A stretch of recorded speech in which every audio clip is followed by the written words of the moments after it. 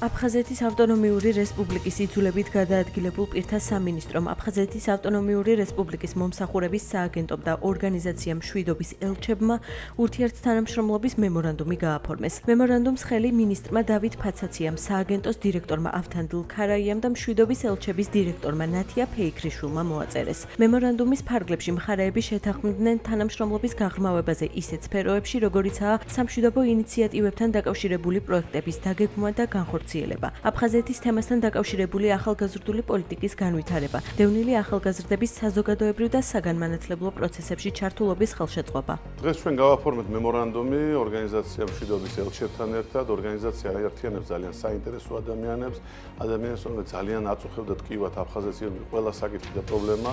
ჩვენ ამ მიმართულებით აქტიურად მუშაობთ, ხელს უწყობთ ყველა ასეთ ტიპის ინიციატივას და განსაკუთრებით აღნიშნავს, რომ მშვიდობის ელჩების მუშაობა ყველა ამ მიმართულებით და მთელი ქვეყნის მასშტაბით ძალიან საინტერესოა და ხელს უწყობთ როგორც ახალგაზრდების, ისე სხვადასხვა სოციალური თუ ასაკობრივი კატეგორიის მოქალაქეების სხვადასხვა სამშვიდობო თუ სამოქალაქო ინიციატივებს და გვიხარია, რომ მათთან ერთად ჩვენ ამ პროექტებს ვახორციელებთ.